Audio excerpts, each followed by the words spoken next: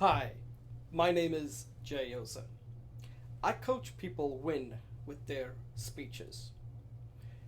If you have to give a high stakes speech, let me know. I can help you. I want to talk about a word that commonly gets used when it comes to public speaking, and that's the word confidence. And I already have recorded a video on this where I took some of the research from this book by Tomas Chamorro-Premuzic titled Confidence, How Much You Really Need and How to Get It. And in there, he talks about that confidence is not something you just magically just get. Or you could get that, but it's not going to be sustainable. You have to be competent. For example, Serena Williams is a great tennis player, and she looks confident. You know why? Because she's a great tennis player. Bill Clinton looks very confident. Barack Obama looks very confident when they're going and giving a speech. Why? Because they're highly competent. That's why they look so confident. But in the book, there is a grid that he has, and he calls it the Confidence Competence Grid, CCG, where on the y-axis he has competence, high, low, and on the x-axis it's a quadrant. He has confidence, low and high. And I'm going to use that grid and explain how this applies to public speaking. So he starts with the rightmost bottom grid, the right bottom grid. So that would be low competence but high confidence, right? And he calls this incompetent confident.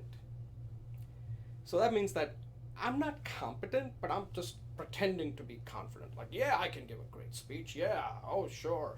Giving a speech, no big deal. And then when I give it, I'm going to fall flat on my face. You can't fool it. Giving a speech requires work. You got to develop that competence first. But the interesting thing is that if you don't have self-knowledge, then you're not going to get feedback. So being an incompetent confident is good as long as you have the self-knowledge to get feedback. And upon feedback, you will realize that there is a huge gap between your confidence and your competence.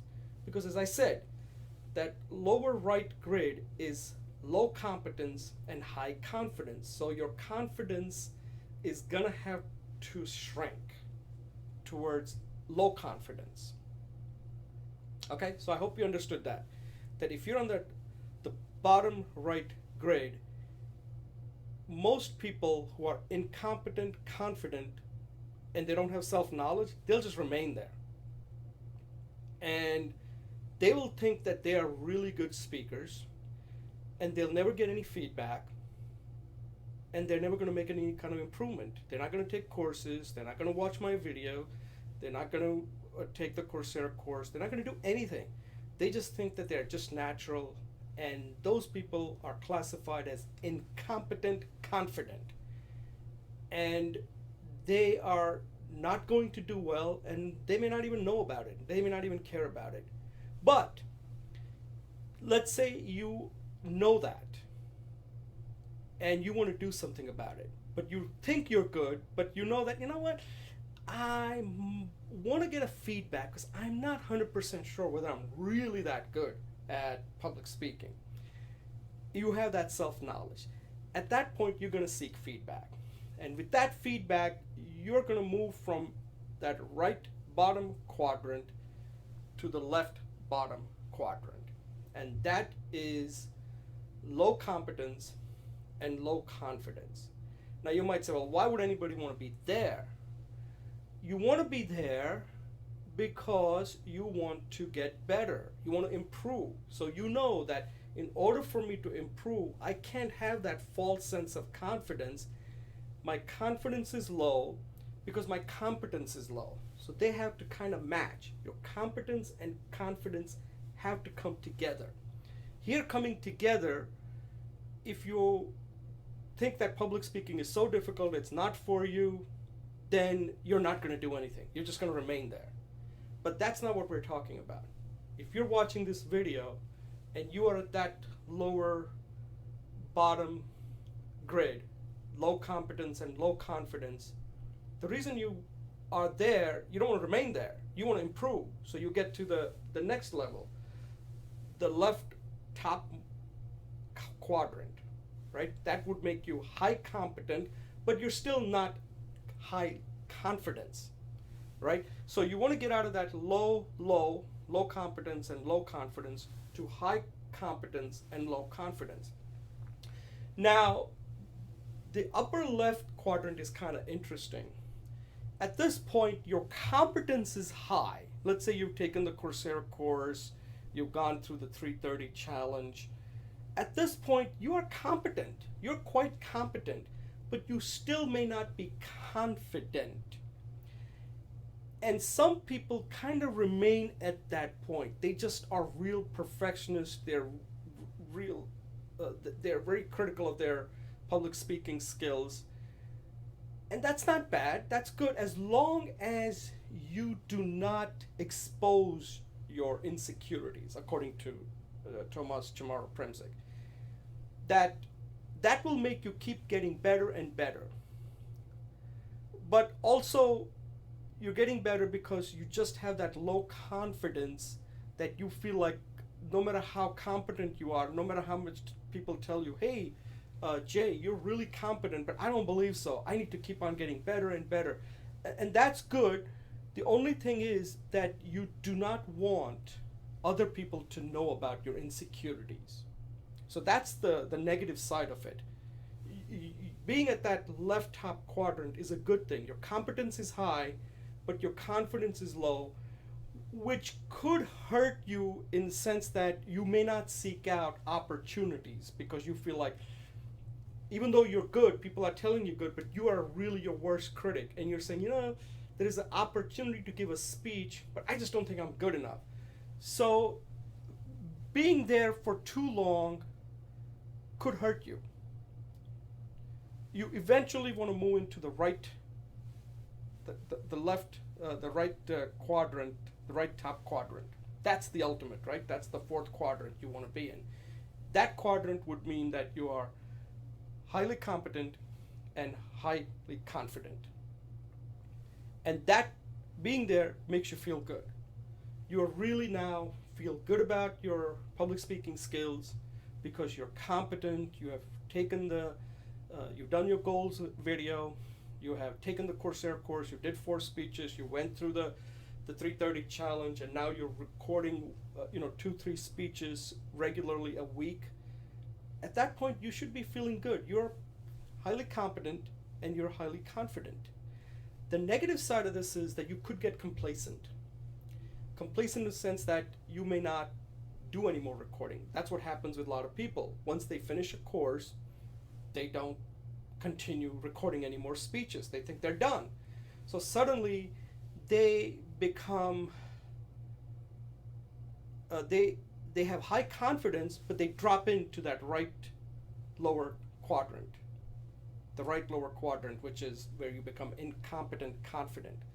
So when you get to that rightmost quadrant, my suggestion here is you want to remain there. You have to keep on doing things. You get a learning buddy or somebody that will keep you accountable.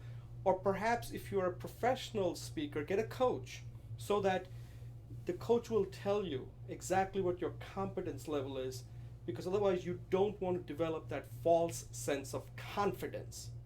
So your goal is to get to that rightmost quadrant.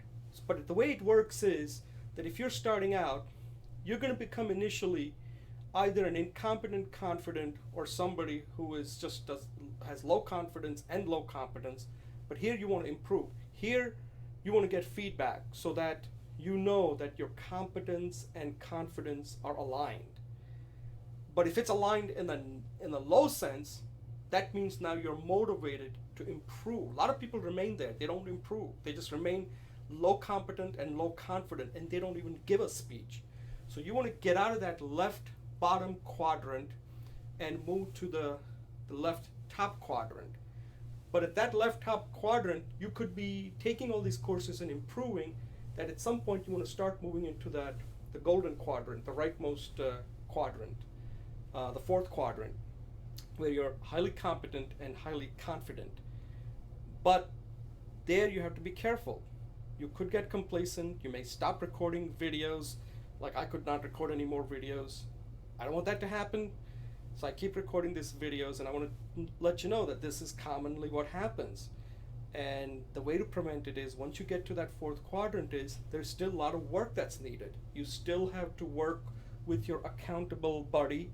I work with Julie Wu Finkelstein. She keeps me accountable. She tells me, Jay, you got to improve this, you got to do this, you got to improve here. Gives me very constructive feedback so that I know that my competence remains high, so that I don't get that false sense of confidence and think like I can go out and give any kind of speeches. You need that accountability buddy. If you can't find an accountability buddy, find a good coach so that you remain at that fourth quadrant and you don't have disaster speaking engagements. So just to close this out, I know this has been a little long and it's hard to describe all this without actually showing you the grid, but I want to try to do the best job as possible using words and body language to kind of show you exactly what I'm talking about with the grid, the left quadrant, the lower left quadrant, the upper right quadrant, the lower right quadrant, like that, right? So to close it out, this is in the lower right quadrant is incompetent, confident. You move towards the lower competence and lower confidence. There, your goal is to improve, to get to the point of improving. You're becoming a much better speaker. And there, you want to become critical, but not to the point that you stop pursuing opportunities, so that at some point you may become quite confident and not increase your confidence level. And you want to start moving towards the right quadrant, where you're suddenly feel like you're competent, highly competent, and highly confident. And then the question is, what do you do to remain there? And that's kind of what my book is that I'm working on, that a lot of people are going to become confident reading the book and following many of the steps that I recommend. But then there are other things you have to do, such as keep recording videos like this, take the Coursera course again to gain more insight, learn how to split your speeches, adapt your speeches for different environment, time, etc. Start a YouTube show like Speech Talk Live, and then start giving speeches in front of people, become a professional speaker, and then the ultimate is to become an inspirational speaker. So now you understand how this whole thing works between confidence and competence. And if you get a chance, take a look at this book. Just for that one grid, I think it will really help you understand how this confidence and competence really go hand in hand. Okay? Let me know what you think, and thank you for watching.